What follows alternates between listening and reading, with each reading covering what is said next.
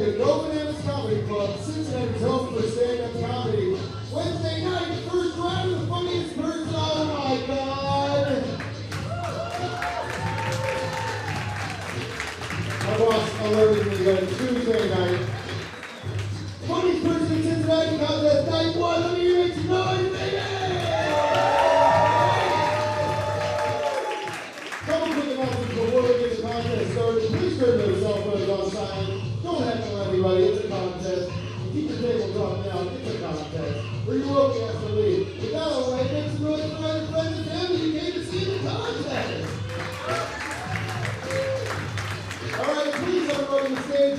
Your host and MC for the evening, the very funny, the very talented, and Flee Michael Campbell, everybody. Hi, everybody. Go Bananas on a Tuesday night, no less. Make some noise for yourselves for coming out, huh? Tuesday Warriors. It's the first time that we've been doing the contest here on a Tuesday night, so it's exciting that you guys came to see it. And again, little excitement. It's the first round of the FPIC, baby. What do you say, yeah? You nervous? You excited? We're feeling good? All the above? All right, so when you came in, you got your ballots. You see we got 2 brackets. We got amateur and semi-pro. As people come up, try your best not to vote as the show is going on, okay? Once the show is over, once your last comedian has come up, we'll get everybody back up on stage so you can put a face to a name, and then you vote there. We'll have a little army of dudes coming around with buckets. We'll collect all the votes, and then we'll go in the back, and we'll determine who's moving on from the first round. Does that sound like a deal? Deal. Good. Working together. Hell yeah. You guys came out on a Tuesday, dude. That's fun. Anybody Uber here? All right, cool. Just drinking and driving. Fuck yeah. All right. Bad boys and girls. Hey, shrug your shoulders. What are you gonna do, man? First mile out of here is a fucking parking lot. I think you'll be okay. By the time you hit Montgomery Road, you'll just, hiccup and be sober and drive on home. That's good. Excellent, man. I wore my little sexy boy jeans today for you guys based on some of your chuckles. They look gayer than I think. That's fine. I do. I love them. I like them a lot. They are a little tight for me. I'm self-conscious about about how skinny my legs are. But these are a step up from yoga pants. Because I bought yoga pants a couple weeks ago, and I shouldn't have done that. Why do yoga pants make girls' butts look so big, but they make my dick look so tiny? It's a frustrating thing, man. I wore yoga pants to Kroger the other day, and somebody yelled, "Stop! That guy's trying to steal 1 grape!" Pointed at my crotch. It fucking hurt my feelings. Every girl in the world slides onto a pair of yoga pants and just boom, you're a goddess with a nice big butt. And then I slide into them and it looks like my nipple is hard. Just got a nub around town like a guy with 3 balls, dude. It fucking sucks. See some young men over at this table not laughing. It's because they've tried their girls' yoga pants on before and they didn't like what they saw, man. It's all right, boys. We've all done it. Everybody in here is Buffalo Billed themselves in front of the mirror. Everyone's done it. You either go full mangina tuck or you go Lululemons.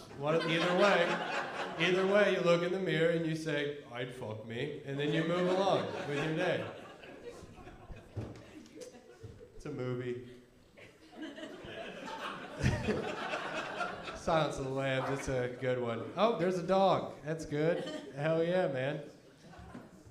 It puts the lotion on its skin, or else it gets the hose again. That's also from the film. All right, we're just quoting movies up here, ladies. Thanks for joining.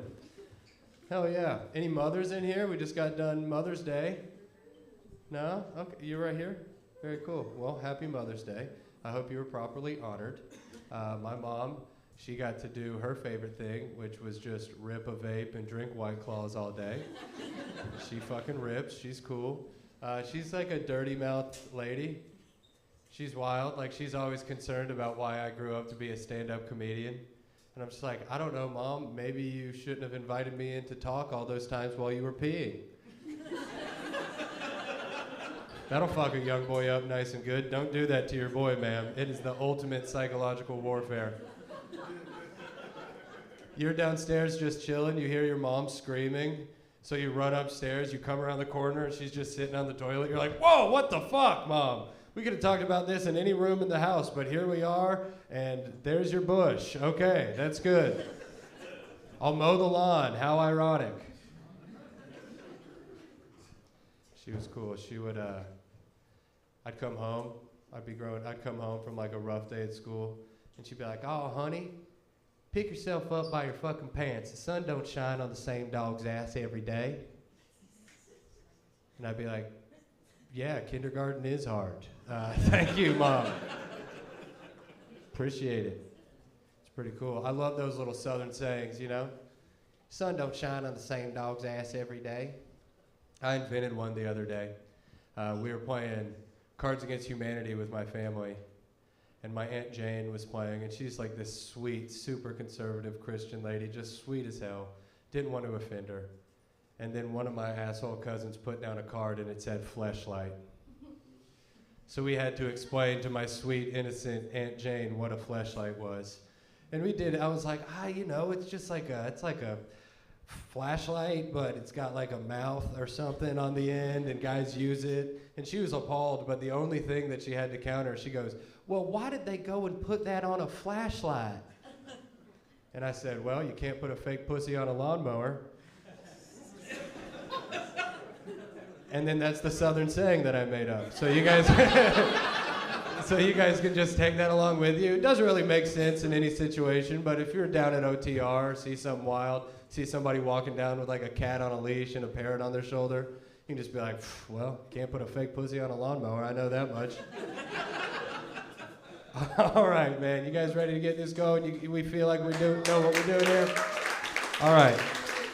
I know some of you guys came here to see somebody particular, and that is great. Thank you for coming and supporting your friend. But just for the sake of the show and for the sake of the arts in general, don't go into this with any bias. You know, laugh, you know, for whoever you want. And, you know, the votes matter at the end. But just let everybody kind of come up here and enjoy themselves. They work really hard. So, all right, next 80 minutes, sit back and chill and relax. Enjoy a great comedy show. Y'all ready to get it going? All right. Hell yeah. Excellent. This guy coming to the stage next makes a lot of noise for the very funny Lauren Hutton. Keep it going for Lee, everybody. Holy cow. Go bananas. How are we doing tonight? Are we doing good? Yeah. Hell yeah. I was helping my niece with her homework, and she looked up at me and she said, Uncle Lauren, what sound does an X make? And I was like, honey, that's a really easy one. An X goes, I'm a lesbian and we should get divorced. Oh, lighten up, everybody. You just learned a whole lot about me, okay? It was one of those Ohio fairy tales. It really was, you know? I was running away from all my problems. Some of you are already laughing. You have problems you're running away from. She had really low standards and baggage. Sorry, I was waiting for more people to laugh at that who had low standards and baggage. It was a match made in Hamilton, I swear, it really was. I mean, a lot of people hear that joke and they'll ask me questions after shows like, couldn't you tell? Like, weren't there any signs? Of course there were signs, but I mean, the main sign was the one that we had in our kitchen that just said, I love pussy, but I thought that was mine.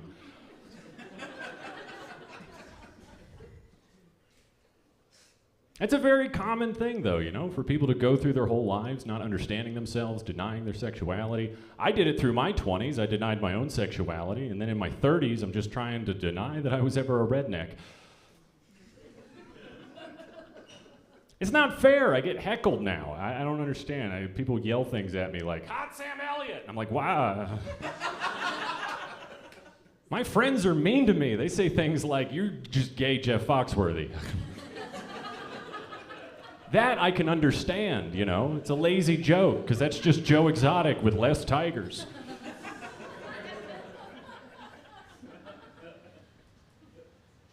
I used to be absolutely scared to death that someone would catch me checking out a male jogger, and now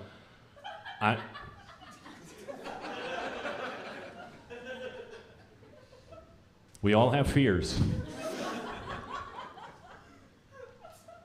Nowadays, though, I mean, the redneck thing is very real. Like, I'm just sort of terrified that, oh God, terrified. That was a Freudian fuck. I'm terrified. You'll learn I can do your brakes. Man, I've had to get used to a lot this year.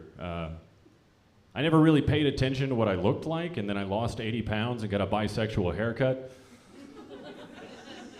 I don't know what I asked for when I walked into Ulta Beauty, but when I walked out, they were just like, I don't know who he wants to fuck, but he's got options.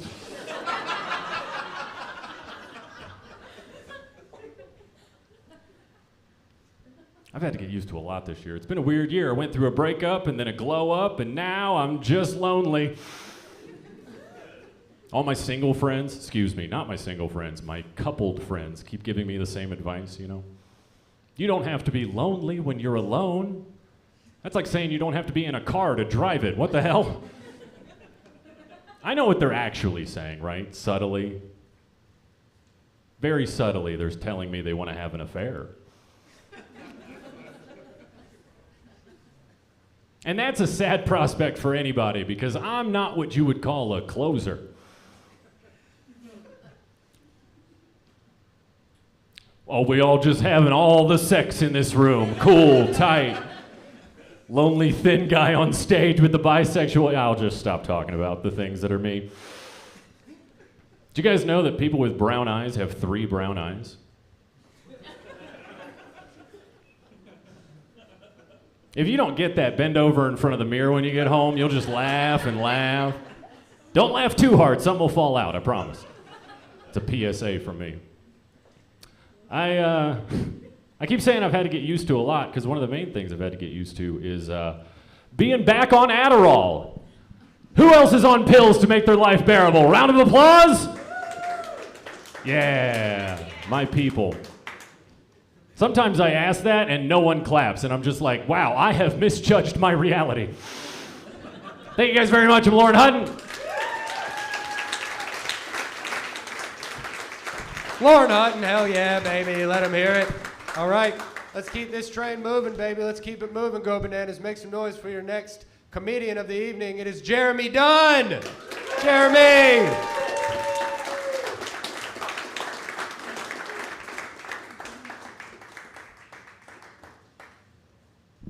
Come on, keep it going. Keep the energy going.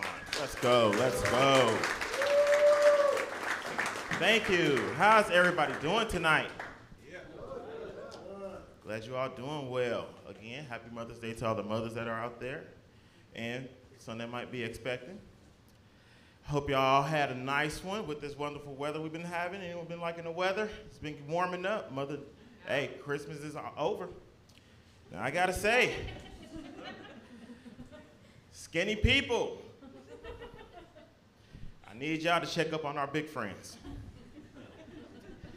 This heat is not our friend, okay? I don't know if y'all ever noticed, but when a big person sweat, they shirt will let you know how's their day going.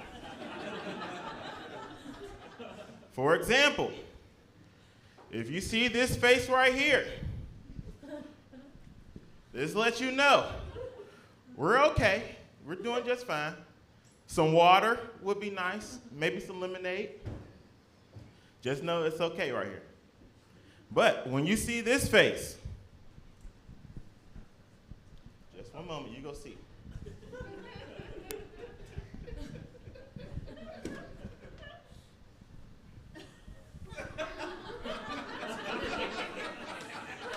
Now, when you see this face right here, this says it's hot as fuck. This is our get us to a body of water face so we can cool down. This is the face you see before the whole shirt gets drenched, before our stitties start to let out the moisture. Yes, big people, if you don't know what stitties is, that is when your titties sit on top of your stomach. If you don't know if you have them, I will show you. I will give you an example. You have a seat. When you sit down and you feel this relationship right here, this matrimony, where my big people at? I know, hey, yep, you got them. Don't be afraid to hot show it. Big fella right here, you look like you might have them too, big fella. Yep, push them together. Y'all know when we wear a white beater, it's like a thong that goes right between it. Just look at it. When you end up pulling them both together and both of them come out, it's like assless chaps. They right there. Done got all undressed. Yeah, check on y'all big friends, skinny people. Where my skinny people at? Yeah. You look a little skinny, sir. You got any big friends in your life? I'm sorry. Asking that question just made it sound like you had a limitation on how many big people you can have in your life. That's your big friend? The biggest one? You know, with you by yourself, you're a one. Big people add value to your life. We're plus size sex symbols. Think about that. Think about that. So, with him next to you, standing next to you, that makes you a 10. Think about that. I'm about to throw something on you. You get another one next to you, that makes you 100 by the power of 10. Yeah. You get one more on the other side of you. Now you at 007. When you put your right arm on their left shoulder. Yep, 007 right there. You get one more in front of that big person right there with your arms up like this. Y'all spell ooh.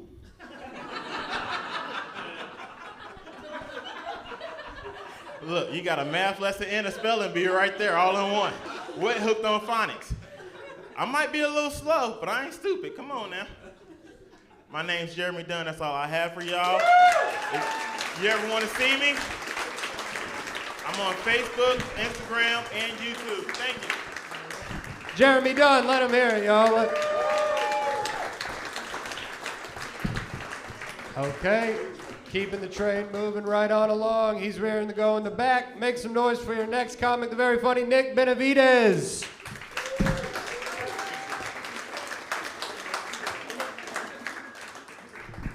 Hi, everybody. Man, I'm not an expert, but I think you nailed the vibe of the room down a little bit. Are there any weed smokers in here? Does anybody like pot? Yeah? Any cops? I actually can't smoke weed anymore. I don't do it. Ever since I stopped smoking it, I've actually gained weight. So if I started again, I would be a heavy pot smoker. This belt's actually getting so tight, I might try heroin. I'm actually gonna try this weight loss drug. I don't know if you guys have heard of it, but it's called cocaine. Right, who needs food when your boogers taste that good? But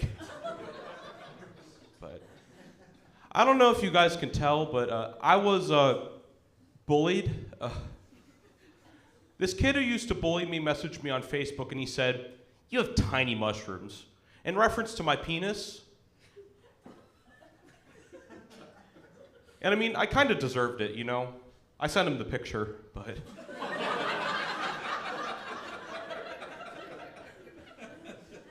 But seriously though, mushrooms?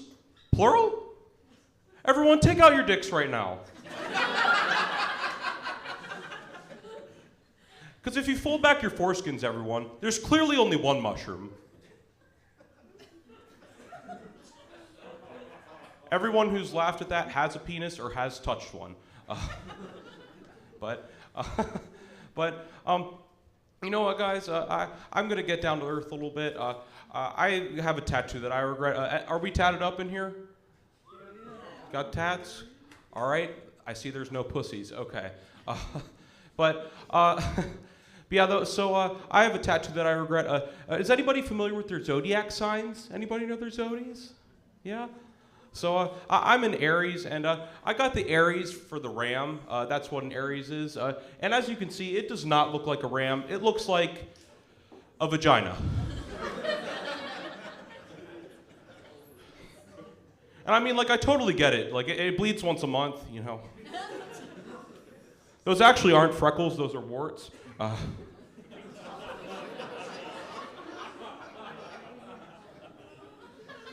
I went to my gynecologist recently, and she said the bleeding would stop after 50. Yeah, that's a menopause joke. I actually ran this joke by my mom, who's currently going through menopause. And that's because she's my gynecologist, guys. Happy Mother's Day. I've had women come up to me after the show, and when I tell that joke, and they say, "Hey man, that is not a vagina. That actually looks like a uterus." And I was like, man, I really don't get pussy, do I? But yeah, though, this does come in handy though when I'm with the boys, because whenever any of my friends are like, "Hey man, do you know where the clitoris is?" I'm like, "Oh yeah, it's right here." Or I get depressed a lot too, so whenever I need a little pick-me-up, I just gotta go, you know, just.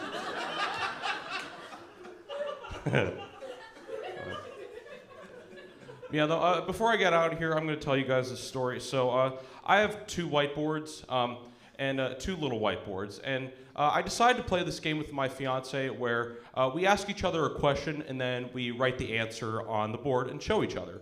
Pretty cute, right? So I ask her the question. What is my dick size? Not good. So, being the honest man I am, you know, I give myself an honest review, you know. I wrote 5 inches. You know what she wrote? 4.5. Like, girl, do you know how to round up? Like. And then she told me, she said, I was. My name's Nick Benavides. Thank you for the feedback. Give it up for Lee.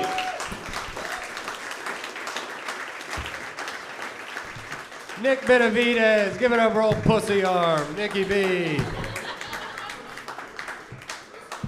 All right, you guys, it's good. It's only getting better. Make some noise for your next comedian of the evening. It's Tara Kay.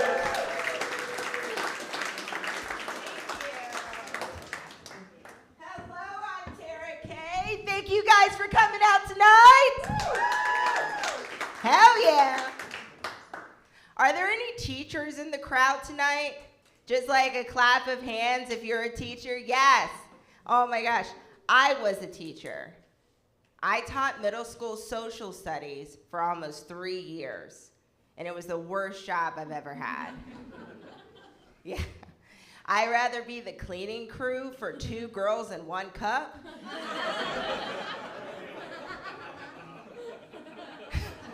Yeah. Then to go back into teaching, you can just whole new career path. It was very difficult. One day, I had a student deface my textbook in my classroom, and in it they wrote, "Miss Borkowski has more hair down there than she does on her head." Yeah. Yeah. I know. I read that in my textbook and I was like, how did she know? How did she know? I wore extra large pants. It was a dry spell, okay? Yeah. Also, the student had the audacity to misspell my name. Like, it's on my fucking door, it's on my whiteboard, and it's on my desk, and you still can't spell my last name. I don't know why. I found that the most offensive part. No. But it was a difficult day. Another difficult day I had in teaching. I had a student bring weed into my classroom. Yes. And I never saw the weed, but I could smell it because kids are terrible at hiding fucking weed. They truly are. I think they forget that it smells. Like, that's the best part. You gotta fucking seal that shit closed. And so my room just reeked of marijuana. And then my assistant principal just so happened to do a walkthrough. And he comes into my classroom and he smells the weed and he pulls me aside and he's like, "Miss Borkowski, do you smell that? Do you smell that in your classroom?" And I was like, Smell what? Like, what? What am I supposed to be smelling? I smell nothing. Had no clue. Snitches get stitches. We all know the drill. Yeah. So he called the cops because I did not major in drugs. And, and the cops arrived to my classroom. And so, unfortunately, 2 lives were changed that day. I had a student get arrested, and I lost my favorite drug dealer. What a fucking bummer! He was the best.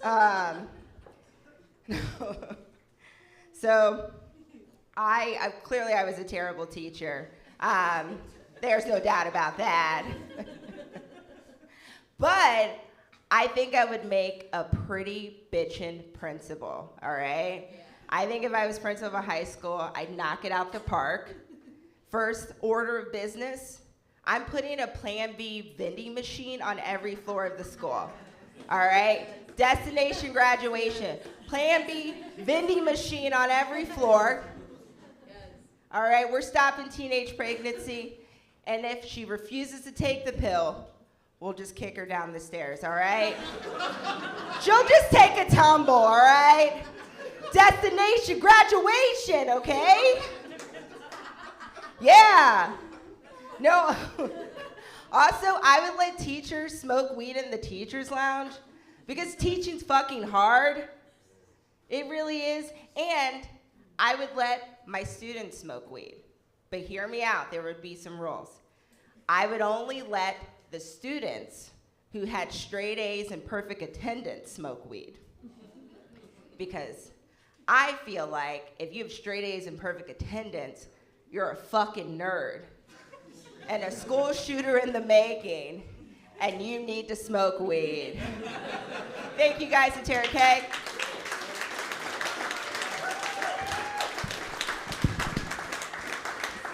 Tara K, let her hear it, y'all. Tara K. Guys, while we're at it, while we're making some noise, make some noise for Jake and Pat, huh? They're serving tonight. They're serving tonight. We're open on Tuesdays now. Got a whole nother week, so make sure it's worth their while. Throw a couple extra bucks down on the table for our boys. We love them. All right, let's keep this show on the roll, baby. Make some noise. Keep it going for your next comic downs from Oxford. It is Charlie Clark.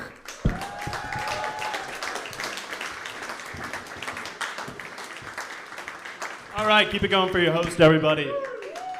How's everybody doing tonight? It's good to be here. It's good to be here. I got to be honest with you, though. I had a rough week last week. I thought I was getting a lot of matches on these dating apps, but it turns out I just gave my email to a missing persons database. It's easy to get confused. All the bios read the same. Brunette, 5'5", last seen 2 weeks ago on a jog.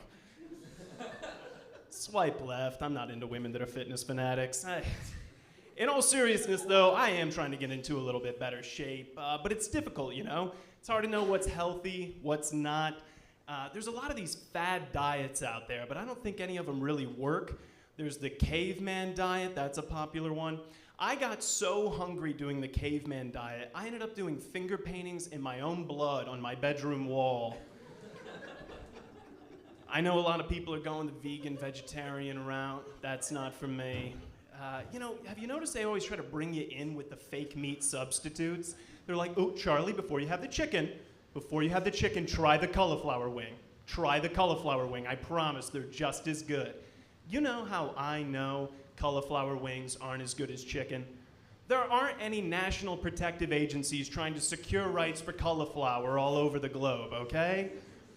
And when they realize these vegetable imposters aren't gonna work on me, they pull out the humanity card, you know what I'm talking about? They're like, well, don't you feel bad? Don't you feel cruel that you're hurting an helpless animal? I don't know. I mean, do the animals even feel bad about it?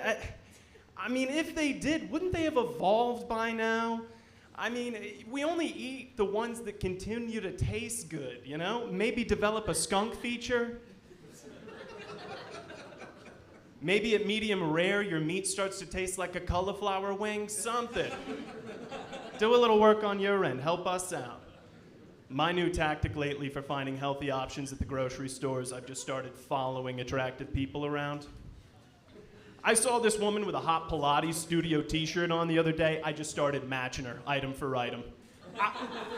I was going down aisles I'd never even seen before. It was like being in a Narnia full of people that can actually explain what vitamins do. And before I knew it, I had all my fruits, all my vegetables, box of Tampax pearls. I can use them for something. I'll use them for something. I also noticed that this woman was putting a lot of organic items in her cart, which was always a foreign concept to me. I think the closest my family got to organic growing up was when Marlboros finally made it over $4 a pack and my father decided he was going to roll his own cigarettes for the summer.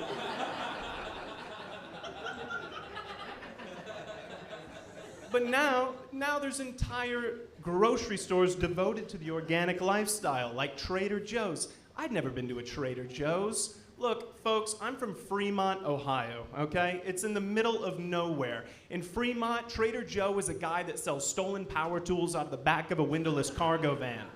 That was our Trader Joe. I mean, half of my fitness regime lately is just hauling my groceries up the 3 flights of stairs to get to my apartment. And I like my apartment, I do, but its main downside is that it's right next door to Planned Parenthood. And don't get me wrong, the only downside to Planned Parenthood is its protesters. I mean, these people are like postal workers. Rain, sleet, snow, they're out there. And I gotta be honest with you folks, after watching them for a while, I kinda have a newfound respect for these people because I don't think I care enough about anyone that's actually alive to stand outside in that kind of weather. But I see them every Sunday morning, which if you didn't know, Sunday morning is a big day for these people. They're harassing women and medical professionals any chance they get, hospitals, schools, whatever works to get warmed up for that main stage outside Planned Parenthood on Sunday. With the church crowd, forget about it, okay? But I see a father-son duo every weekend, and this kid, he's about middle school age, and he's holding a Pray to End Abortion sign. And you can tell by the look on his face, he's not praying to end abortion, he's praying they're going to extend it out to the age of 14. I mean, could you imagine being this kid going up to your dad like, hey, Dad, all my friends are going to be down at the park playing kickball. Can I go this weekend? No, you cannot go play kickball. You are going to be praying to end abortion with your father outside of Planned Parenthood. You're going to make a sign. We're going to finally spend some quality time doing something I want to do for once. All right, folks, that's my time. You've been a great crowd. Thank you very much. I'm Charlie Clark. Charlie Clark, baby. Let him hear it, Charlie Clark. All right, we got 4 amateurs left until we get to the semi-pro division, so let's lock it in, show them some love, make some noise for our next comic, Christian Grant. What's up, everybody? I said, what's up? Hey there, my name's Christian, and I'm no longer single. Usually people clap for that, but that's okay. I'm no longer single. I'm Sorry. I'm sorry, guys. I'm no longer single. I'm seeing a woman. I love her very much. Her name is Rain. My name is Christian. Christian Rain. Christian Rain. Christian Rain. I'm not in a relationship. I'm in a religious rock band. I'm still happy. I'm still in love with her. We're very much in love. She's here with me now. We're happy to be here. I'm just happy to be out because I've been in quarantine for 2 months. 2 months, right? That's because I recently got a kidney transplant, and I'm ecstatic about. This is real. I really got a kidney transplant. Thank you. Yeah, pretty cool. It's pretty cool. I've been wanting it for a long time. I've been searching for years, so I'm like really grateful for it. It's great. I feel cleaner. I have more energy. People are always asking how my kidney is doing. Never how I'm doing. It's like I got in a car accident and they're just caring about if my dog's okay. That's what it feels like a little bit. But no, I've been waiting for a long time and I got a donor. I'm really happy. Like, he volunteered for it, which is great. Like, I didn't even have to use a gun. That's great. I didn't have to use a gun. That's insane. If you're wondering how I got in this position in the first place, I got kidney failure from a wasp sting. I got bit on the wrist by a wasp and then got kidney failure. Peter Parker can suck my dick. Don't go looking for a radioactive insect, okay? You're not gonna get superpowers. You're just gonna become the designated driver. Like, that's all that's gonna happen. Searching for a donor, man, it was hard. It was really hard. It was hard to ask, too. Like, I wasn't good at it. I don't think anyone's good at it. I feel like the people that are good at asking are gonna get your kidney regardless of your answer. And the people that would come up to me, people did want to connect with me about my kidney, and I'd be like, oh, wow, you want to give me your kidney? They're like, no. But I did want to tell you, I am an organ donor on my driver's license. I was like, oh, cool. I guess I hope you crash and die. Don't tell someone with kidney failure you're an organ donor on your driver's license. That's like saying, I'll give you my kidney over my dead body, you know? That's what it's like. But yeah, man, I'm really grateful that era is over with my life. I'm so happy about it because, dude, it was just confusing. Like, I would search for a donor, and I would date, and I would also get them mixed up. Like I would go on dates, and girls would be like, so, what's your type? And I'm like, oh, positive. I mean Chinese, I mean smarts.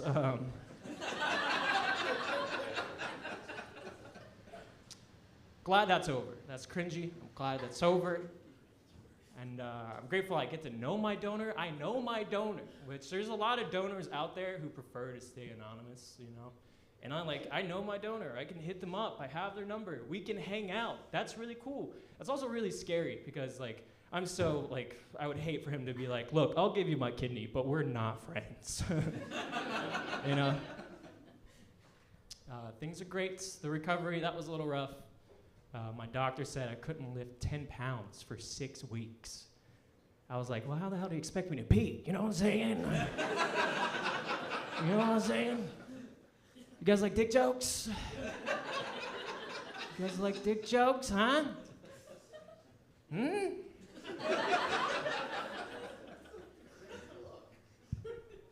If someone tells you they have ED, make sure they clarify which one.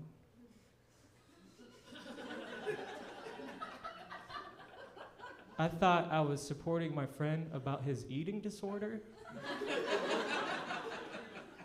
I was like, look, I know it's hard. He's like, it's actually not.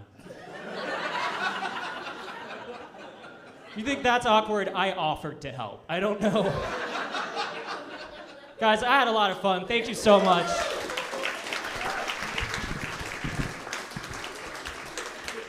Christian Grant, baby. Give it up for old New Guts. All right. Got another one, came in from out of town, so show her some love. Make some noise for your next comedian, Bonita Everly.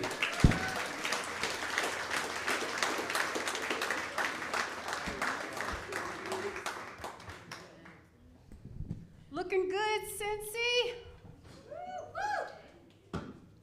Look at you, mask off, ass up, just eating all the ass. Num, num, num, num, num, num, num, num.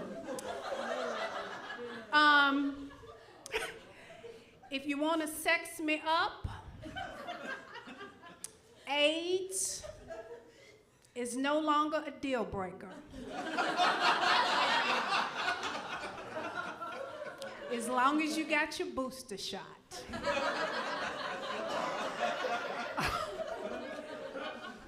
My name is Bonita Everly.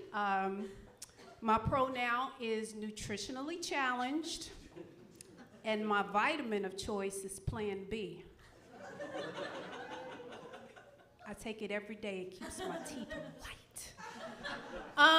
If you have an event that you would like me to attend, and it involves me using a roundabout, I ain't coming. Roundabouts are circles, shapes.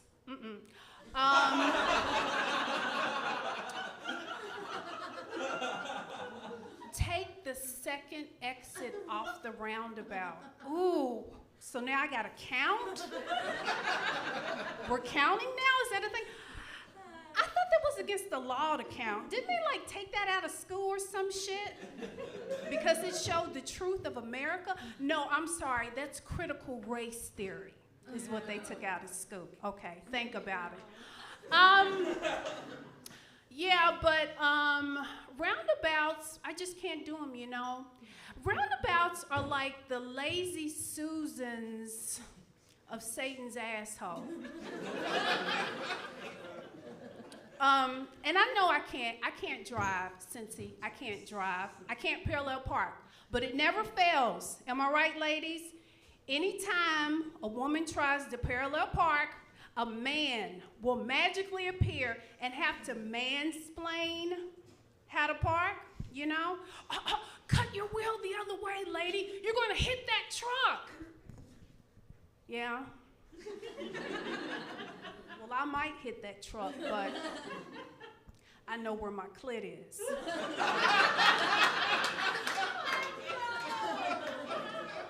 Read the room, Bartholomew.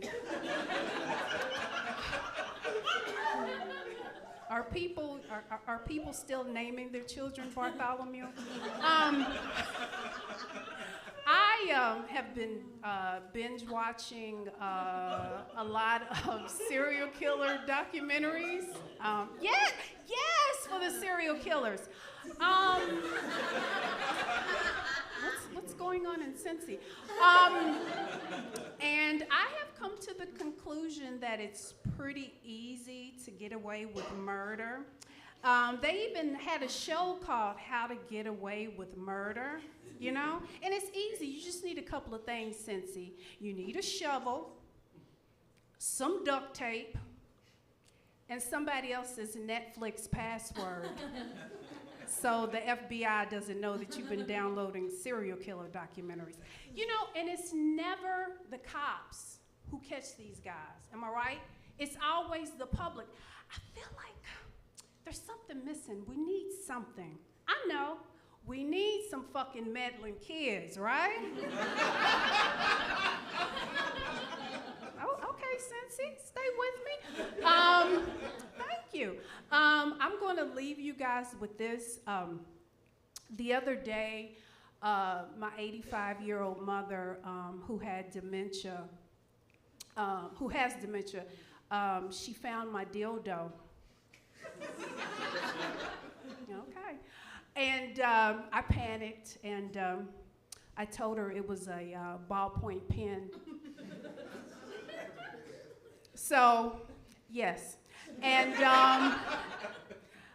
so I came home the other night, and I see her, and she's just shaking it.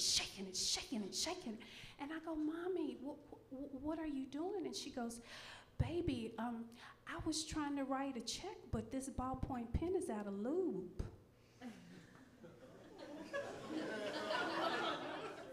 Thank you, I'm Bonita Everly.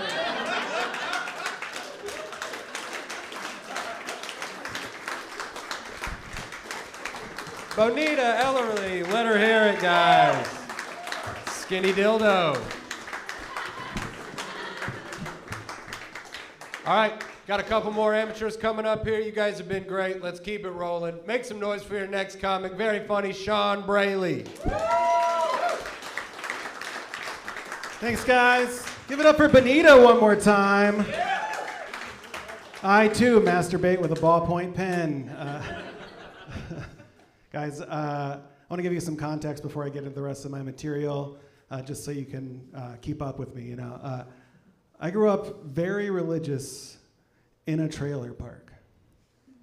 So our main belief in life was just to Mountain Dew unto others as they would Mountain Dew unto us. Yeah. Yeah, we believe that Jesus shed his Mountain Dew Code Red blood. And when the rapture happens, we will be Baja blasted up to heaven.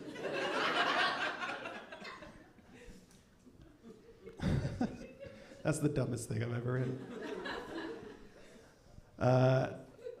My trailer park, it was weird growing up in a trailer park, you know. My trailer park was right by this place called Woodville Gardens. which was just this bougie other trailer park. Like, they hated us and we hated them because they thought they were better than us, but we knew they were better than us. Like, if we were white trash, they were white recycling. That just made us hate them more because recycling's for Democrats, you know? But yeah, both of our trailer parks could agree on 3 things, 2 of which I've already mentioned. Mountain Dew and Jesus, we could agree on that. The 3rd thing, we all love professional wrestling. Professional wrestling fans in the house? Yeah, we got a few of you. We love professional wrestling so much that we would backyard wrestle in each other's yards, or I guess in a trailer park, side yard wrestle in each other's yards. One time I was wrestling my friend in his yard, and his dad came out, and he's looking right at me. And he was like, "Get out of my yard, because you're being too sexually promiscuous with my son." To be fair, I was straddling his face, but...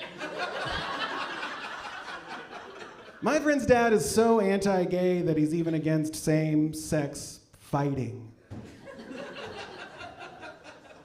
Like, he pulled my friend aside later that day, and he was like, "In this house, we beat women." Thank you guys for liking that one. Did that at a women's event recently. Did not go as well. This is a crowd that hates women. No. I didn't know what this term sexually promiscuous even meant, you know? And I asked my friend, and he was like, "I think it means that he thinks you're gay." And I was really young. I was really sheltered. I didn't even know what that word meant, so I just, and I didn't want to ask him any more questions. So I just assumed that being gay meant that I was awesome at wrestling. So the next day, you know, I was bullied a lot as a kid, but I went into school as a proud gay boy. Yeah, I was ready to take on all the guys. And at recess, this bully comes up to me, he pushes me. And for the first time in my life, I stood up for myself. I got in his face, and I was like, "You should be scared, because I'm gay and you're not." It's probably the most homophobic thing you can say while claiming to be gay. And he wasn't afraid. He punched me in the face, and I cried my eyes out. Partially because it hurt, and mostly because, by my logic, he was now gayer than me. But as soon as this happened, you know, our teacher runs over. She's like, "What's going on?" I was like, "He's just mad because I'm gay, and he's not." And I could see that look in her eyes where she was like, "I don't get paid enough for this." But she was kind enough to sit me down and explain to me what it means to be gay, and I learned a lot that day. But to this day, whenever somebody else tells me that they're gay, my very first thought is still, I bet they're awesome at wrestling. And I want to admit to you guys right now, I'm not awesome at wrestling, but I am awesome at wrestling curious. So, you know, if you want to get into a Royal Rumble later, I'll do it. 30 guys, I don't care. I think there's 30 guys in this room, right? All right, I got one more for you guys, and it's a little weird, and I just don't want to lose you guys on this. This is my favorite joke. So am I going to have you guys with me? Like, are you guys going to be on my side? You're like, I don't know what you're going to say. Maybe. Guys, one time I went to text a partner, "You and I are going to Bone Town tonight." And I accidentally sent that text to my mom. And she replied immediately. She was like, "Is that new wing place?" So I took my mom to B-Dubs, which she still calls Bone Town. So now I just get late night texts from my mom where she's like, "Hey Sean, remember that time you and I went to Bone Town?" Thank you guys so much for going to Bone Town with me. I've been Sean Braley. Sean Braley, Mayor of Bone Town. All right. Got our Lights Amateur coming up here, guys. Let's lock it in. Show this guy some love. Make some noise for James Andrews.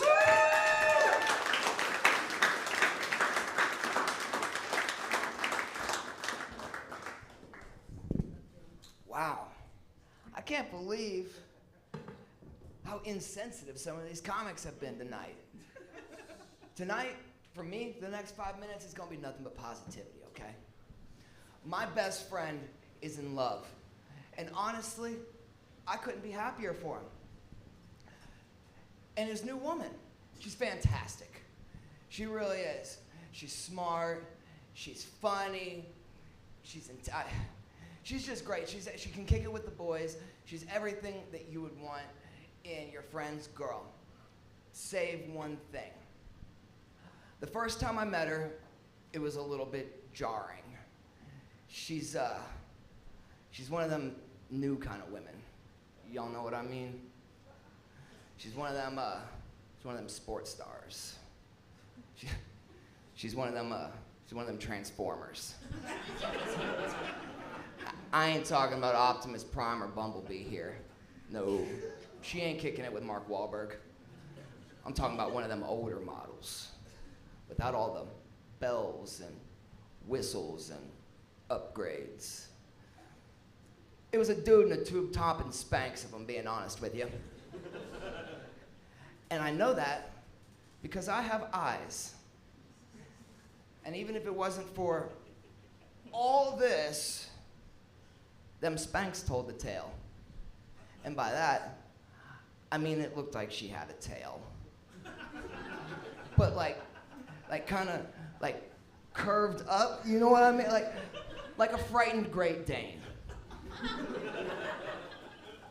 So yeah, I was a little bit surprised. I was, but once the initial shock wore off, I mean, listen, he didn't even warn me, but once the initial shock wore off, I'll be honest, it made sense. It really did. I've known the man over half my life, and I always thought he hated women. Oh no, it's the strangest thing. Ladies, he didn't hate you. He wasn't mad at you. He was just disappointed. Y'all were just missing something. Something big. And he just couldn't put his mouth on what. But I'm happy though. I'm happy for him. I'm happy that he figured himself out.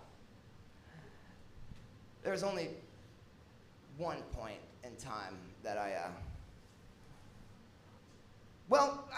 didn't like it. It got me a little bit fucked up. And that was when I helped him move. Now, me and him, we are not big men.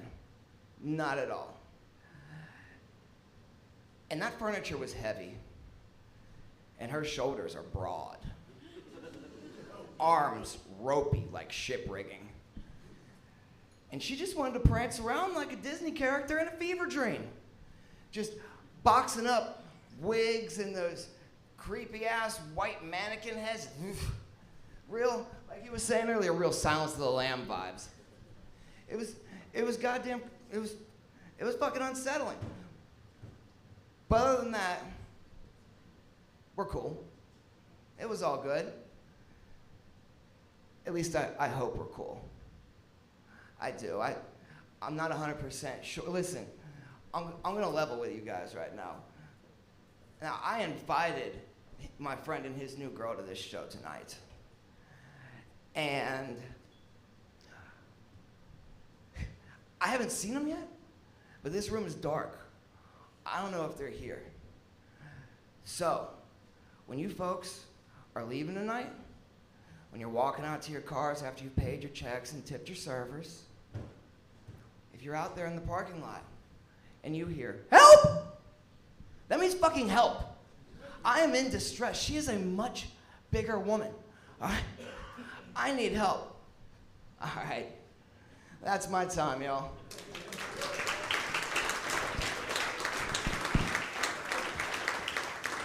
James Andrews, y'all.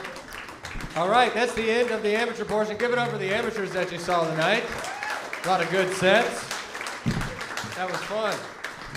All right, we got 5 more comics coming up here. They're part of the semi-pro division. After that's done, we'll do some voting, and we'll get your headliner up here, Rand Barnacle, and he's going to make you laugh while we count the votes. That a deal?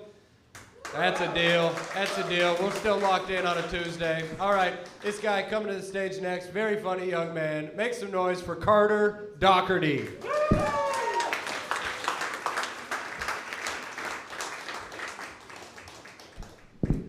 What's up, y'all? I will say I was getting lost in the middle of James's set. I thought he was talking in third person. And I thought he was doing a very theatrical edition of Coming Out at the end. I thought that would have been really cool and progressive. Well, this is a fun contest. I don't know how to start this.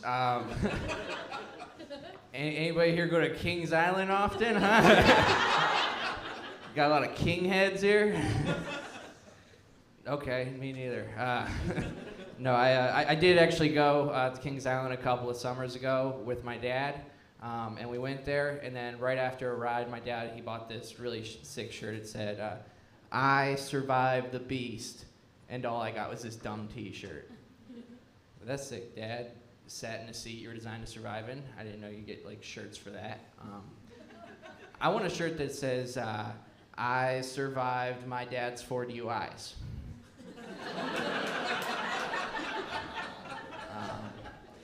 And all my mom got was sole custody. If you could print that. No, my entire life, my dad's been employed by UPS. He delivers packages for those guys. And I didn't know that they let you drive the trucks when your license is suspended. Unions, I guess, I don't know. But he asked me if around Christmas I wanted to be his driving helper for the busy season. I was like, Dad, last time I was your driving helper, you smacked me in the back of the head because I couldn't blow into the breathalyzer hard enough to start the car. Anybody else play that fun game with Pops? No, my mom's cool though. I moved out the house a couple of years ago, and my mom, she bought me this thing right when I moved out. She was like, Carter, all the young kids are really getting into these. It's gonna spruce up the decor you got going on in your dorm. She got me a black light to put in my room. Yeah, I don't know if you guys see the implications. I was like, Ma, I don't even know where I can go and buy enough bleach.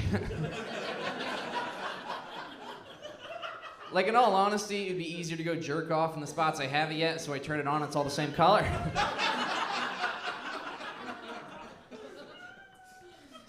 Yeah, so I be blasting.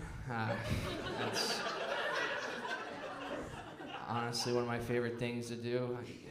I don't like how you're leaned in on this. I'm sorry. I'm just gonna say the next thing. They do say my generation's getting really messed up from porn, though. They say like we can't differentiate between what just happens in porn and what happens in real life. I personally don't struggle with this. Because whenever I'm having sex, the ladies look nothing like the ladies in the porn that I watch. Like, I've never had sex with a lady that has a 9-inch cock, you know? None of those new kind of women.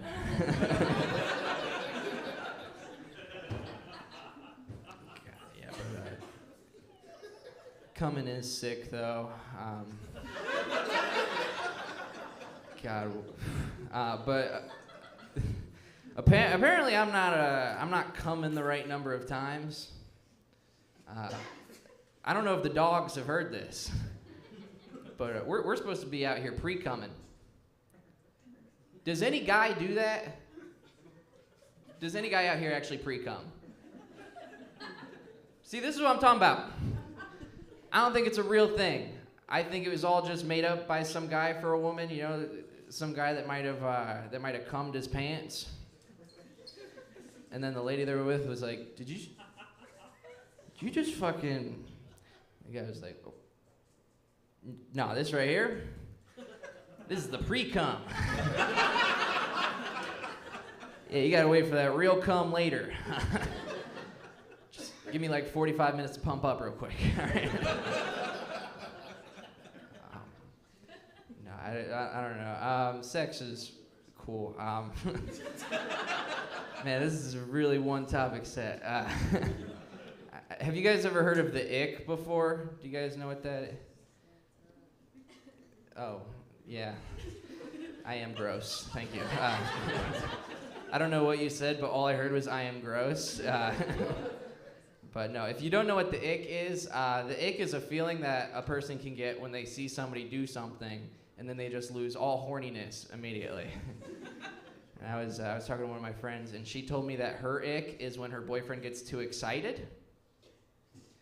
It's like, I think you just hate your boyfriend. She's like, nah, just when he gets really excited, he acts way too feminine. Which, I feel like that's crazy. All women tell you to do is get in touch with your emotions. And then as soon as you are, they're like, I'm not gonna fuck a gay guy. I don't know.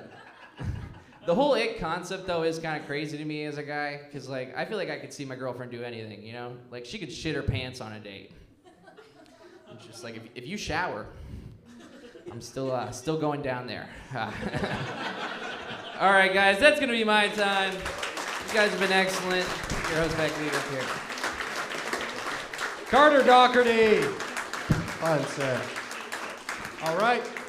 This next comic, she made her way down here from Dayton, so show her some love. Make some noise for Jessica Grau.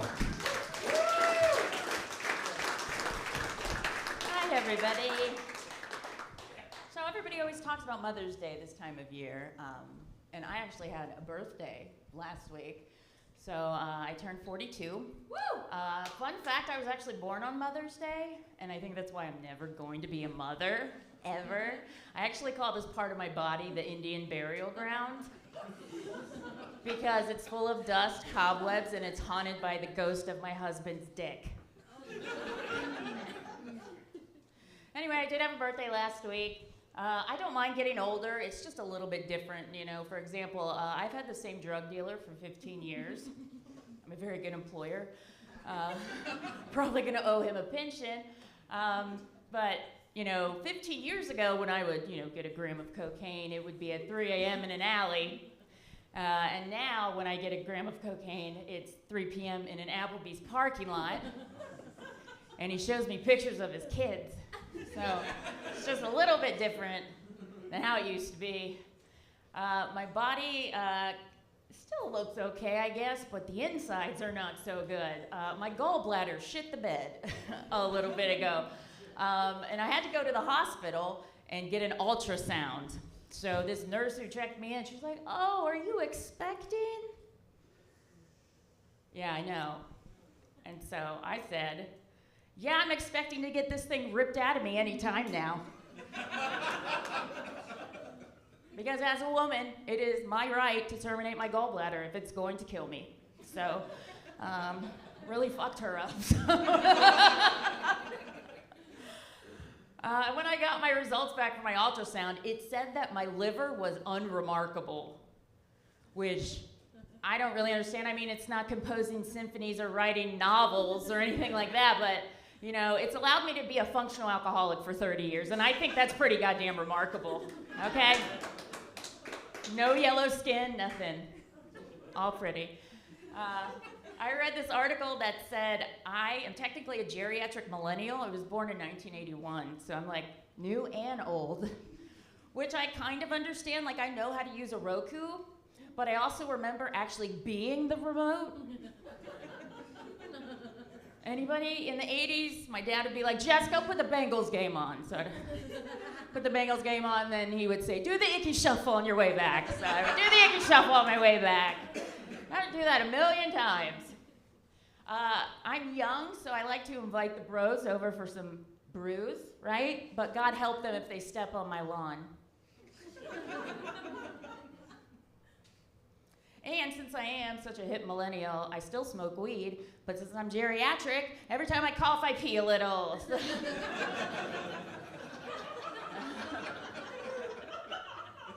My husband and I recently moved, and we were going through everything in our house, and I just kept finding all these broken dildos everywhere. Because I guess whenever they break, I didn't know what the hell to do with them, so I just hid them away. I mean, there's no pick up broken dildo Ambed's Day or anything like that, I'm pretty sure.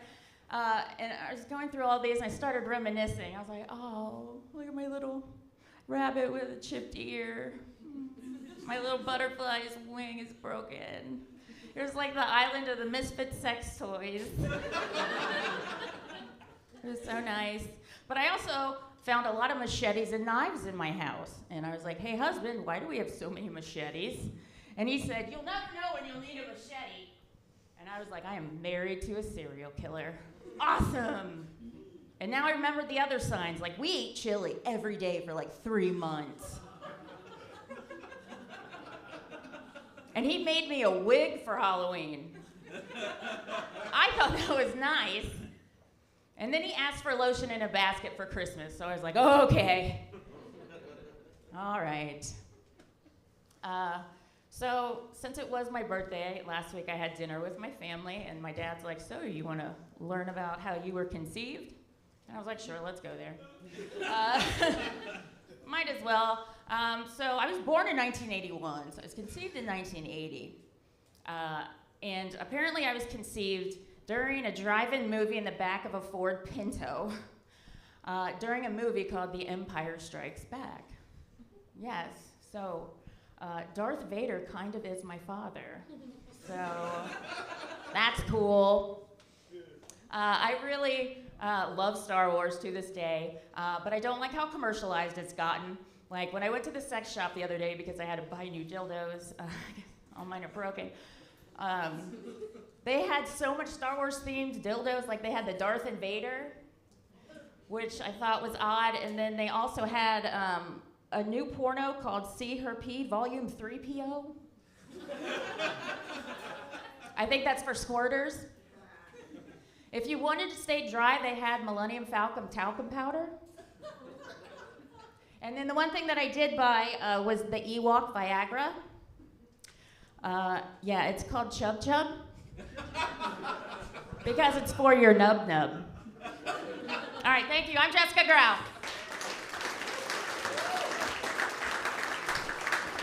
Jessica Grau, let her hear it. Hell yes.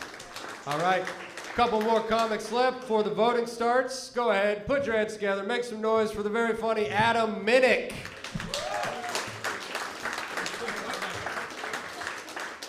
Thank you so much. One more time for Jessica. Yeah. I used to be a teacher. Anyone else make bad choices? Anyone else? Just me? I didn't do it for the low pay. I also did it for the disrespect. That's why I taught. And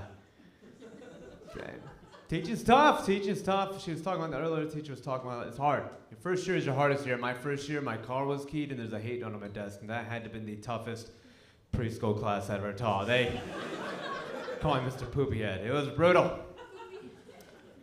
Kids know too much because the internet, right? Internet is ruined. Kids know how fast food is made. Now kids won't eat it. They say it's gross. It's not real food. I saw his fourth grader one day, kind of a punk. His name's Timmy. I go, hey, Timmy, how was your weekend? Did you go to McDonald's? He's like, no, McDonald's is gross. It's not real food. I'm like, really? Because 30 minutes ago, I just saw you eat a booger. That is not farm to table. That's just gross. Kids are mean. If you have kids, you don't talk about they're mean. They just say there's no filter. I was doing recess duty. Second grade ran up to me. She goes, you're a teacher. You're poor. I'm like, whoa. This kid knows too much, right? Yeah, she goes, you live in the parking lot. I'm like, this kid's mean. This kid's just mean. Screwed that joke up. That's right. I had a student hated me so much, he left a note on my desk, said he wanted to electrocute me. Yeah. This is how much he hated me. He was Amish. That's brutal. Do you remember things about school? Remember that Ohio? We all live in Ohio, right? We're all Ohioans. Do you guys know that Ohio has the highest amount of U.S. presidents? Did you know this? 8. Ohio also has the highest amount of astronauts, 13. And we're the birthplace of flight, which proves to you that people will do anything to get out of Ohio. And they're like, go to the moon or the White House, we don't care. So. My wife is Puerto Rican. She's from the island. She's real Puerto Rican, not like J-Lo. And doing a show down south, guy from Alabama, the guy came up to me, he goes, your wife really from Puerto Rico? I'm like, yeah. He goes, she better talk to English good. I go, you first. Then he kicked my ass in the parking lot. That's... Wife and I are watching the news. This lady went missing. I told my wife, oh, husband did it. She's like, that's not fair. I'm like, what if 9 times out of 10 it's the husband that does it? She's like, what happens when the husband's missing? He's just tired of being married. Just kept walking. We have a boy. He's 21 months old. He's great. His name is Sebastian. We named him after my hero, the crab from Little Mermaid. I told my wife I want to be a cool dad. She's like, you can't be a cool dad. I'm like, why? She goes, what are you going to do when Sebastian comes home and goes, I hate you, Mom? I'm like, I don't know. I hate her too. We're going for beers at Applebee's. That's what we're doing. She wanted me to try, when she was nursing, she wanted me to try breast milk. I'm like, I'm not going to do that. She's like, why? I'm like, I don't try it for the same reason I don't try cocaine. I might like it, right? Then I'm pushing Sebastian out of the way like, my turn. Where's the milk? Where's the milk? As a comedian, it's tough. You leave your family and go on the road. I was going to Erie, Pennsylvania a couple weeks ago, and it was in the morning. I saw Sebastian eating breakfast. I go, hey, Sebastian, I love you. I'm going to miss you. I'll see you later. And he said the sweetest, cutest thing. He said, okay, bye. It's like, gets it from his mother. That's where he gets that from. So. We went out for drink. My wife was, when she was still nursing, went out for drink. She gets home. She's like, I have to pump and dump. I'm like, why? She's like, there's alcohol in my milk. I'm like, we can sell that. She's like, how the hell are you going to do that? I go, we sell it as White Russians. That's what we do. That's...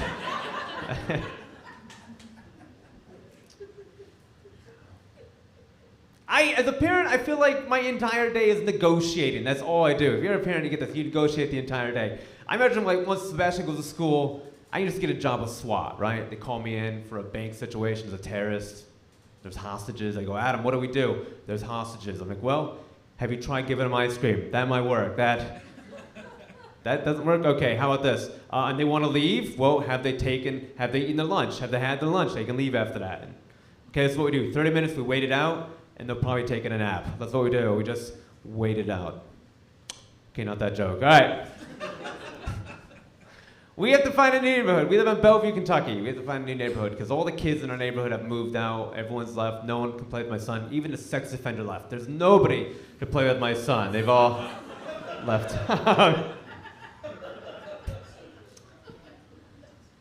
When we found my wife was pregnant, we weren't sure how to raise a baby, but we found out that you're not supposed to let a baby watch TV for 18 months. That's the rule. No TV, 18 months. I was like, all right, no TV, that's it.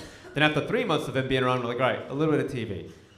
And then after like 5 months, we're like, all right, no porn. That's where we draw the line. No pornography for that baby. I don't know. We're good parents.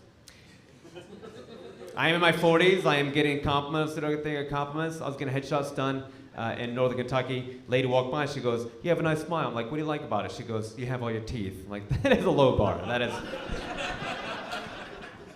Another incident, I was at this four-way stop, windows were down in my car, it was hot out, I'm gonna get bourbon, and these 3 high schoolers walked by me with my car, they threw a dirty spoon in my window, took off running. I am so mad. I caught the one kid, and again, I'm in my 40s, I don't take crap from anyone.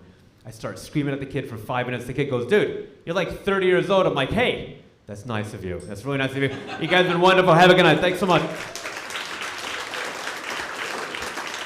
Mr. Minnick, let him hear it, Adam Minnick. Hell yeah, baby. All right, got 2 more Cincy comics coming at you. Make some noise for your next. It is Gretchen Schultz. Yeah. What's up, guys? Give it up for yourselves for sticking around, being here all night. Hell yeah, this is great. This is fun. Super happy to be here. I am in a weird mood a little bit because I did read a headline earlier today, and it said, college softball player choked to death during hot dog eating contest for charity. I mean, gotta say, I hope that wasn't for a gay charity, right? That'd be a hate crime, I think, right? You're gonna force a softball player to enter a hot dog eating contest? That's not cool. Of course she choked, right? Of course. I mean, if it was a clam eating contest, she would have crushed it, right? She would have came first place, but no, she died. Because she's gay. It's so sad. Isn't that sad? Just put me in such a bad mood. You know, something that puts me in a bad mood also, balloons. I'm tired of, why are we giving balloons to people? Seriously, I mean, they're kind of perverted, right? They do look a little bit like a condom. I mean, come on. I feel like a clown would use one in a pinch, don't you? I don't know, I could see it happening. I just think it's weird. Like, why are you giving me a floating piece of trash, right? That's what it is. That's all it is. And then if you let go of it, it floats away. So it's also a responsibility. Thanks for the responsible trash you gave me. It's crazy. It sucks. I mean, like, flowers are kind of a weird thing to give, too, if you think about it. Like, you hear about your friend's pet dying, and you go to Kroger, you buy him some flowers, you're just like, hey man, sorry to hear about Mr. Whiskers. Let's see how long you can keep these alive. Huh? You try again, right? It's kind of a weird thing to give. But flowers make the most sense for sympathy, I would say, because balloons wouldn't work for sympathy, right? Like, imagine me with a bunch of balloons at a funeral of like a boy who drowned, you know?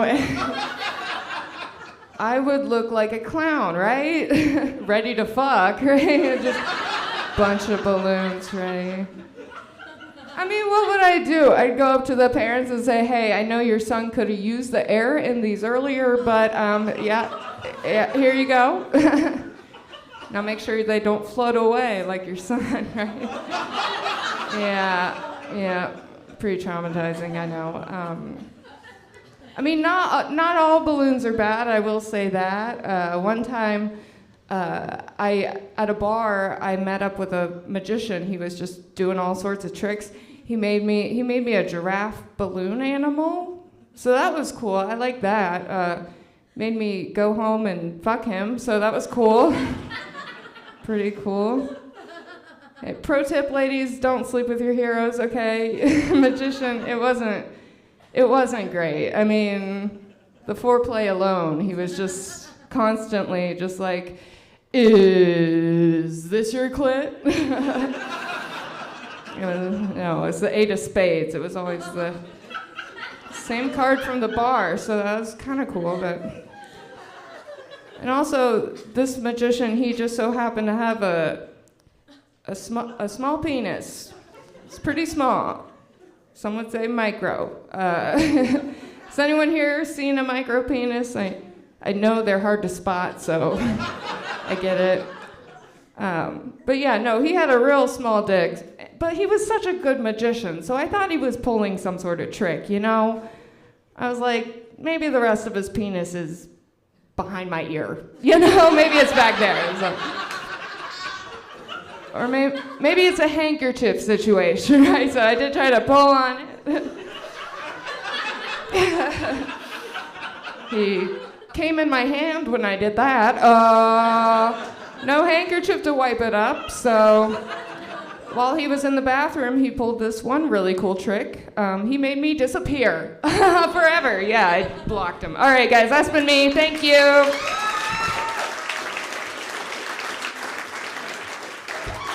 Gretchen Schultz, hell yes. All right, we've come to our last competitor of the evening before we get the voting started, so go ahead and lock it in. He's your last guy to vote on. Make some noise for the very funny Justin Bradley.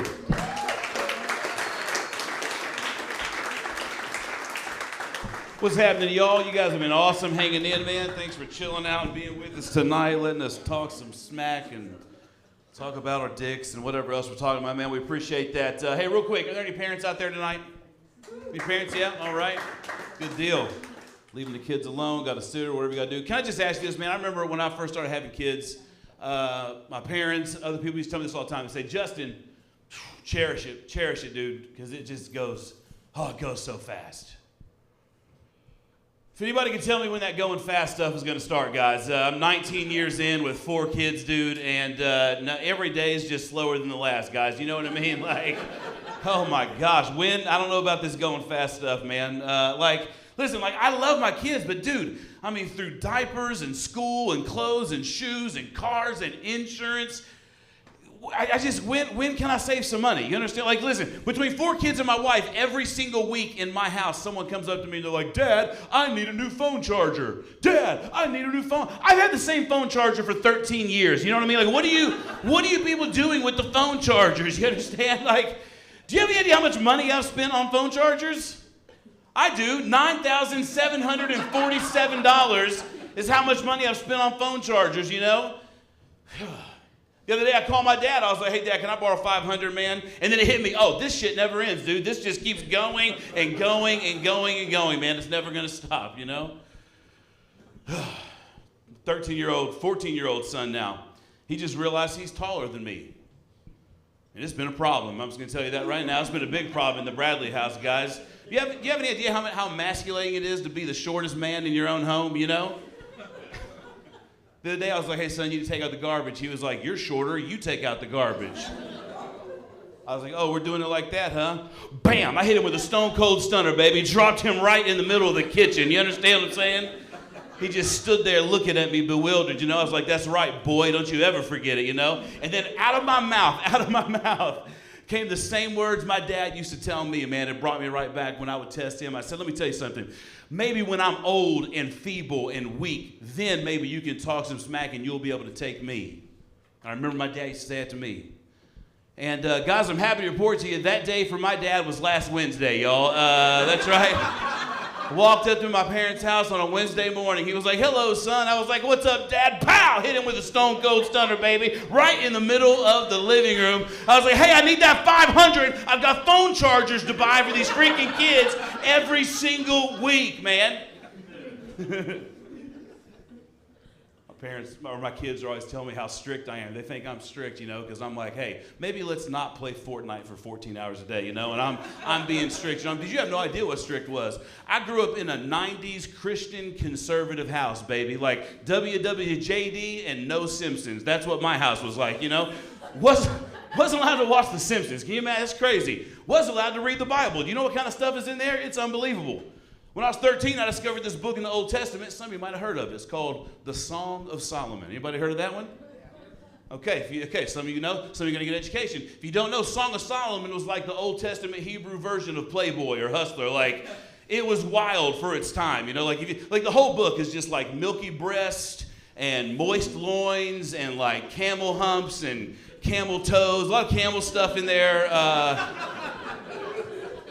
Boy, that book hit me just about the right spot. You know what I mean? Like, there was many days after school, I would run home, baby, grab the Word of God, lock myself in my room with a bottle of lotion, you know, and just do some vigorous study. You know what I'm saying?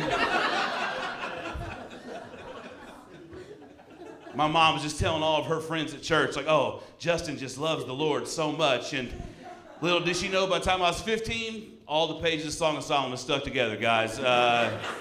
It's pretty rough, man. That's how it is, man. I'm the firstborn. I'm any oldest in your sibling group, any firstborn out there, any eldest out there? We got to show some love and respect for the firstborn. Everybody give it up. You don't have any idea how hard it is being the firstborn, because here's the thing. I don't care what age you are, the first kid you have no business raising that child. That's just the way it is, you know? Like, that firstborn kid is kind of like that car you give to a 16-year-old in their first car, like, well, you can drive it, but we're not going to put a lot of money into this thing because we're pretty sure it's getting dinged up. You know what I'm saying? Like, it's like a little starter kid, like a little beater kid, really. You know what I mean? Like, like there's 8 years between me and my sister, and we grew up in 2 totally different worlds, totally different socioeconomic classes. Big day for me was going to Walmart on a Friday night where my parents would drop me off, right? Drop me off in the toy section so that I could play with new toys that I would never, ever get to own, you know? Like, that's how... I never was allowed to get candy from the candy aisle at the grocery store. You know why? Because, Justin, that's just too expensive. That thing cost 35 cents back then. It was rough. That's what I'm telling you. It was rough, y'all. The other day, we're at the dollar store, my kids with me. They're like, hey, Dad, can we get us Reese's? I was like, man, I'm breaking this thing. I'm doing it different with my kids. Let's load them up. Everybody's getting a Reese's. I'm getting 5 Reese's. Let's make it happen. Loaded it up, swiped my card, declined. I'm still poor, guys. It was a real rough situation, you know? And that's just how it goes, man. The other day, guys, still do go to church. The other day, my family and I were in church, you know, having that time with the family, having a little worship time. The preacher said, everybody open up your books to Song of Solomon. I was like, babe, get the kids out of here before this guy starts jerking off, you know? I was like, babe, leave the lotion. Hey, that's me, guys. I'm Justin Braley. Thanks, everybody. Thanks for everybody.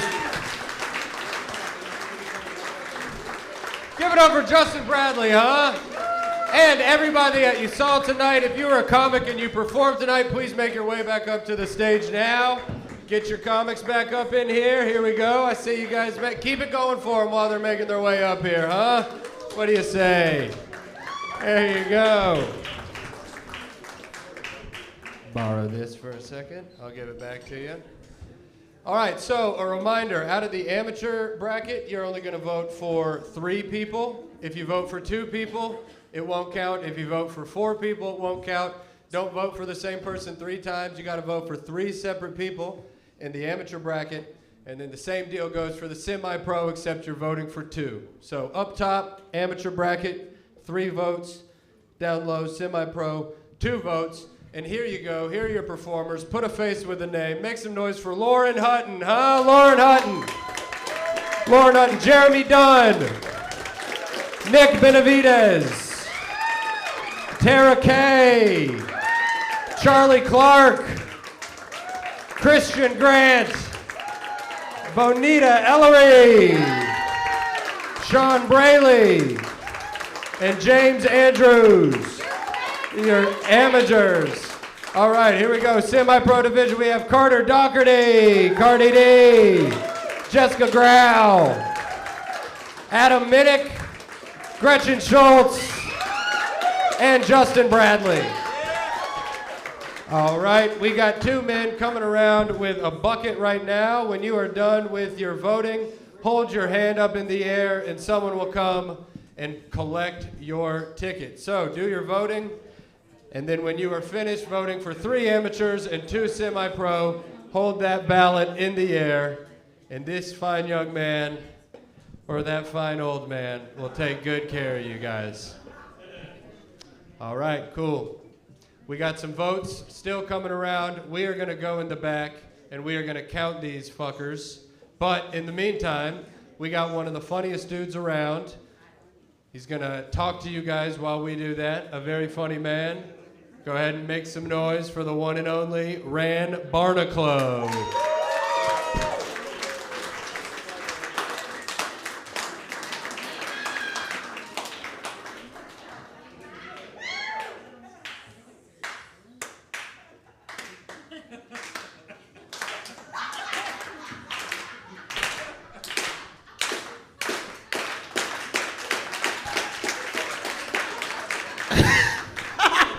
I almost just immediately said something insane. Hello, everyone. I mean, I've never come on stage to a clap like that. That was seriously fucking sick. Yeah. Fuck yeah. That was really cool. A lot of good energy for me. Not so much the whole show, but good. But good. But good. Everybody took judging seriously. They were like... Somebody'd be like, my dad's gay. And he'd be like, wait a minute. Wait a minute. Should I laugh? Screaming. I'm sorry, I'm screaming. Sorry, I'm screaming. You guys okay? Huge fight before you walked in the car? Bad energy? I don't know. Bad energy. Bad energy for the front row. Huge fight, you two? Wow. Poop face, though? Just natural poop face? Nice. Good. Good. You gotta know. You gotta ask the pertinent question. Good couple never fights. What are you guys getting to it about? What are you guys getting to it about? That's what I said. This ain't work. Sitting side saddle, judging me, staring, perfect teeth. You're sitting like a little gentleman, but you're sitting like a school picture. I don't... Sit forward or sit no other way. Don't sit. You know how weird that is?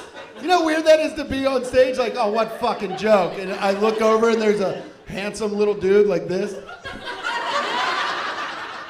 What the fuck is wrong with you? Were you sitting like that the whole time? Is your butt cheek asleep? Yeah, so move, you fucking retard. Hey, everybody. Are we not having fun? You like that. Yeah, you like that. Oh, fuck, I forgot this is live streaming. Oops. I'm allowed to say it, I am. Do you guys think dogs have clits? Do you think dogs have clits? Clits. Clitorises. Dogs. Do you think dogs have clits? Yell it out. You said no? They do. They do. I got high in my car and I asked Siri. I was like, Siri, do dogs have clitorises? Siri, help me. I know Siri's a robot, but she was like, this is how she said it. She's like, let me see what I can find on the web. I was like, you judgmental bitch robot. That is crazy. Dogs do have clits, huh? That means they feel it. I always thought dogs had sex just to make other dogs. That's what I thought. But feels good to them. That's weird. I mean, I know it feels good to fuck a dog, but I didn't know. Come on. It's a comedy club. It's not real.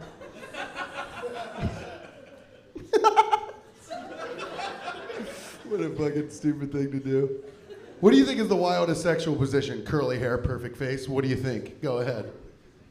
The wildest sexual position.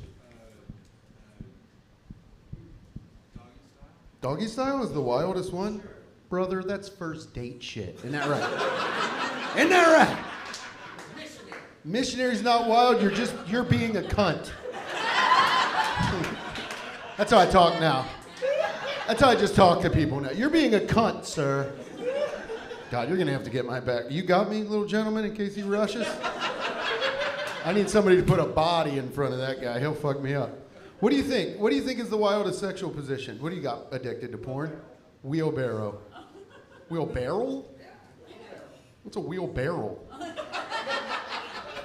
What is it? No, don't demonstrate. So, like, she's laying like a plank.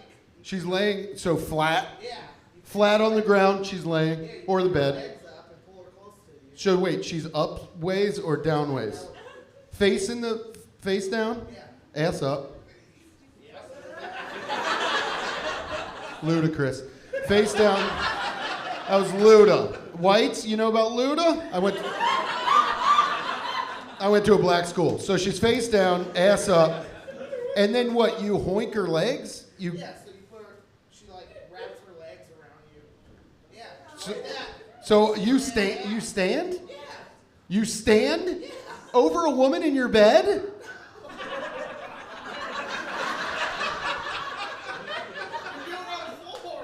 On the floor?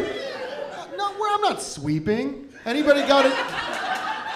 I'm gonna sweep to have sex? So wait, you goink her legs up, you bend her back in a way that nobody's back has ever bent. She's bending like this. Gross. I mean, my wife's pretty flexible. That was a brag, and also go fuck yourself. How fast do you come? Be honest. 2 seconds? 2 seconds. What? 30 minutes. 30 minutes? You're holding this woman with her back all goinked up, and you're like, oh my God, you guys hate this. Sorry. What do you think is the wildest sexual position if you want to judge? What is it? Depends if you have your strap. Okay, let's talk about it. What is the wildest one then? If you got your strap. If you're fully strapped, brother. If you are strapped in and ready to fucking plow a bitch, what is the wildest, what do you think is the wildest one? Oh, come on. I know, me too, man. Oh, what is it? What's your favorite one when you got your penis on? Reverse cowgirl, you're just looking at a lady's butthole. That's weird. I don't like that one very much. What do you got, guy that works at a bookstore and hates sex? What do you got?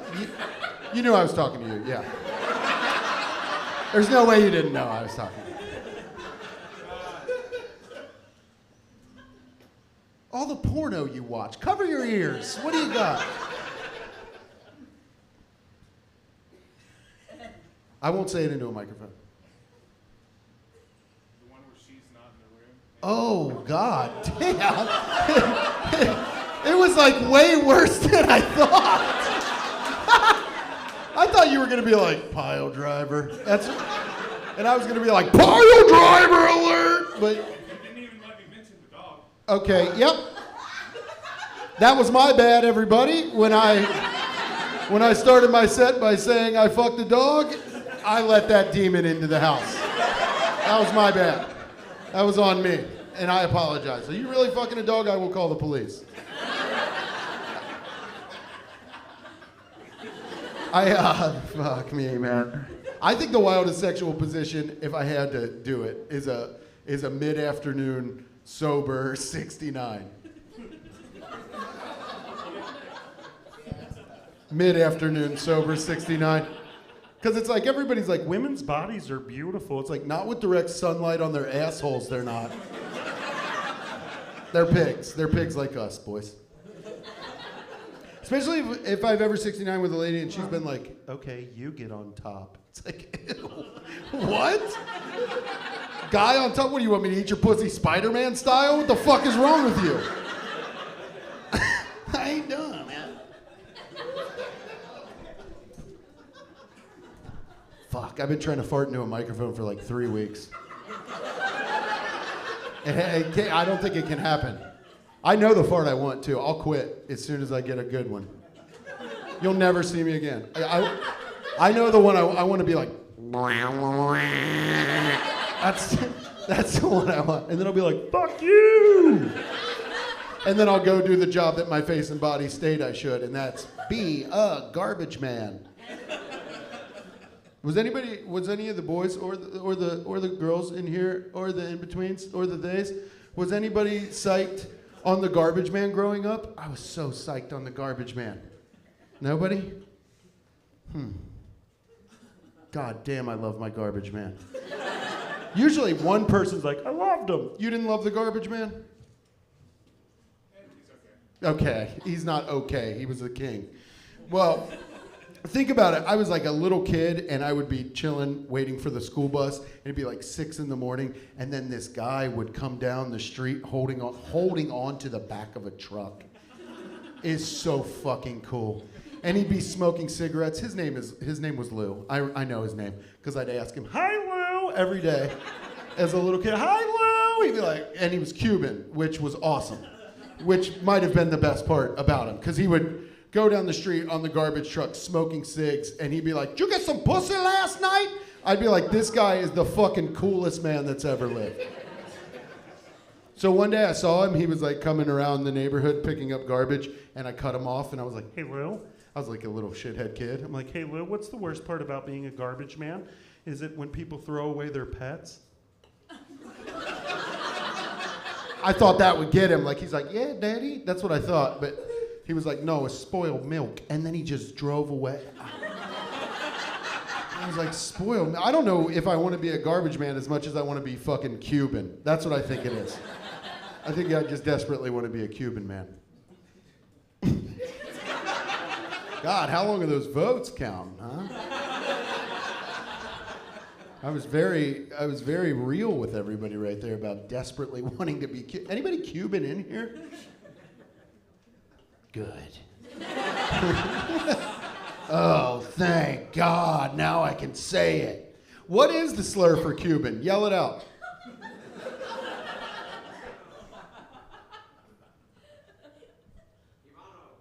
What is it? That means brother. Okay. What's the slur for Cuban? Hermano. Nope, that's brother. Okay. My bad. You're good. You got a slur you just want to yell out for everybody? Okay. You know what the BBL is? Little gentleman, you know what a BBL is? Bullshit, you don't know what a Brazilian butt lift? It destroys your Instagram algorithm. I'm looking at you. I'm looking at you. BBL, Brazilian butt lift. You know about them? Masturbated to them. You know about them? BBL? BBL is when you get more butt put into your butt. Surgically, by a doctor of medicine. He puts more butt on top of your existing butt. And then you surgically, and it's not for pooping like I thought. It's not for it's not to poop better. This is for sexual intercourse. A gay man or a woman, never a straight guy, goes and gets more butt. There's never been a straight guy. The rule is if you're a straight guy and you get a BBL, you gotta come up here and dance. But you get more butt put on top of your existing butt, and then you fly home backwards on a plane, and you're like, hi. I'm new. I know Brazil. Okay, I know Brazil's not a country. I know that. Hold on. Let me take that back. I know Brazil's not a race. I know it's a country. But Brazilian butt lift sounds racist to me for some reason.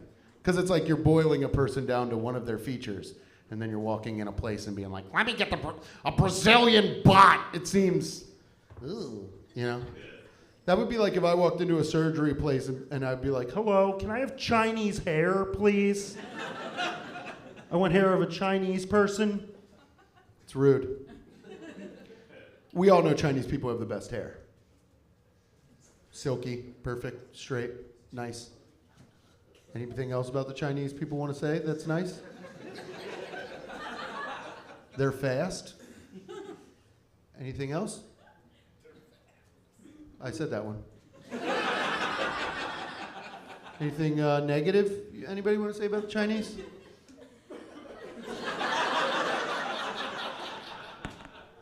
They're listening.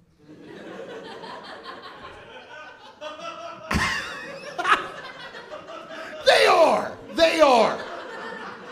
It wasn't even a joke. They are. And I can't wait. I can't wait till America finally has its first Chinese king. I'll be fucking psyched.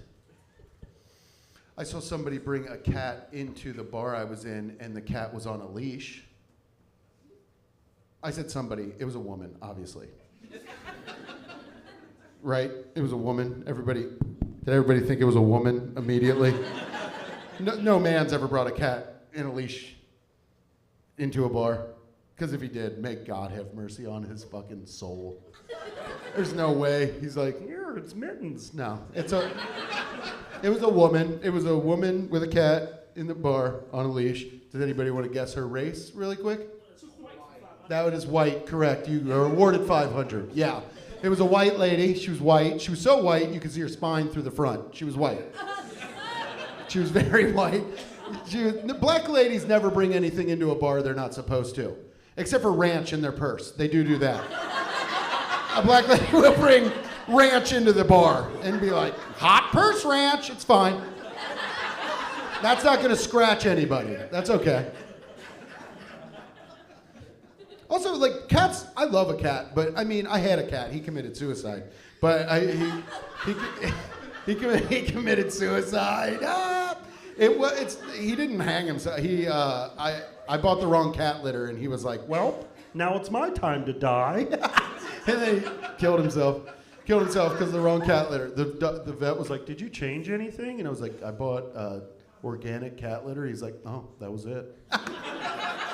Rest in peace, you stupid piece of shit. But he Cats are probably the worst animals publicly. You know what I mean? Especially for a bar. Because if you think about a bar, you bring a dog into a bar, the bartender can put a little water bowl down, and then a dog will just run over there and be like, blah, blah, blah, blah, blah, blah, blah. And you'll be like, oh my God, dog in the bar. But if you got a cat in the bar and the cat's thirsty, the owner has to be like, excuse me, do you have a constantly dripping kitchen sink he can drink out of? He's thirsty. It's 90 degrees. Is there a pint glass of stagnant water sitting on a windowsill? For 3 days, it's 90 fucking degrees outside. Also, what if somebody wants to hook up with you and you like got a cat and you're at the bar? It's not a convenient, a dog, you can just tie it up outside while you get your dick sucked. You just tie a dog up outside while you get pile driven by my man over there. A cat, the guy's got to be like, hey, I'd ask you to come over, but I don't have a box for that thing to shit into. Maybe if you're lucky, you'll let me shit into your box. Pussy. Sorry, pussy. Shit into your pussy. Shit into your pussy. I did that because your face is pissing me off. That's the only reason why. That's the only reason why I said shit into your pussy, because I'm mad at you. What if I had a dirtier thing to say than that? Shitting into pussies, Chinese hair, we've covered it all, brothers. Get out of here. If my mom sends me another Christian TikTok, I'm going to put her in a home. I will tell you that. I love her. I mean, it's not even the fact that it's a Christian TikTok. Whatever, nice little text from my mom. But it's not like nice. You know what I mean? It's not like it's not what you think a Christian TikTok would be. It's not like, God said, if you love thy neighbor like you love thy own self, you'll be happy. Luke 4:30. I don't know. I don't know the way the numbers go. But she sends me these TikToks and they're like, yeah. She said, God, I did that with my mind. Did you knock his bottle over, Spencer? Because he's black? Did you fucking hate crime my man? Wheelbarrow over there? He's Jewish. We should get him. My brother called me to tell me that I'm 1 to 11% Ashkenazi Jew, and I was like, oh, fuck, I'm calling mom. What was I talking about? TikTok? Oh, it's never nice, my mom's Christian TikToks. They're not. They're like scary. She called, it always comes in at like a mom time. She'll text me at like 2 p.m. That's like a real mother time. And I'll open it up and I'm like, oh, nice little TikTok from my mom. My mom's like, watch this. And then I open it up, it's like, Leviticus said God's coming back. If you're fucking horny, you're in big trouble, mister. She either sends me that shit or she sends me videos, TikToks of Joe Burrow running in slow motion. She's like, glad he's our quarterback. I'm like, Mom, are you jacking off? Don't send me this. I'm your son. He's like 23. I don't do that to her, you know? I love my mom. I don't send her shit that I like on TikTok. I don't send her black guys reacting to Slipknot for the first time. It's the best shit on TikTok. They're wearing masks the whole time? That's the best shit on TikTok. Let's see, we covered it. Chinese people are weird. Oh, do I get to call it? Okay.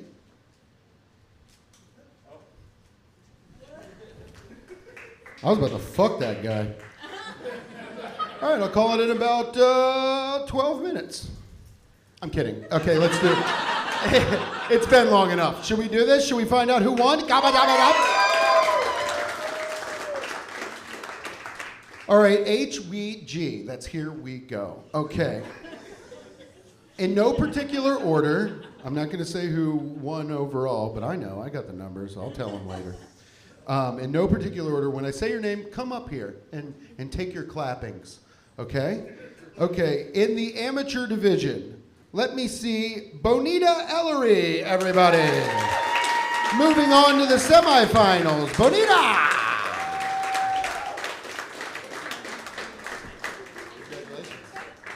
All right, let's see Nick Benavides.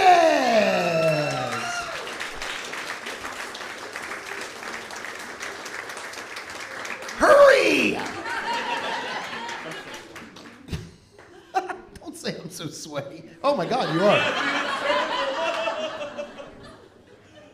Put him down and keep him down. And your final amateur is Christian Grant. That's how you run. Congratulations. Okay, those are your amateurs. Moving on to the semifinals. Squinch over with the amateurs. Let's everybody squinch.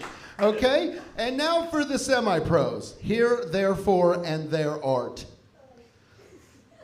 Gretchen Schultz, baby!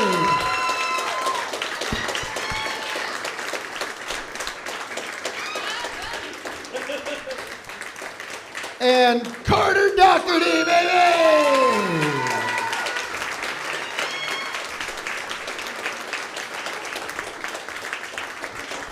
All right, these are who's going on to the semifinals. Come go to the website, see when the other shows are. We're going to do them every Tuesday into, I think it's Tuesday. And then we'll see who the winner is. One more time for all your winners. Gabadab.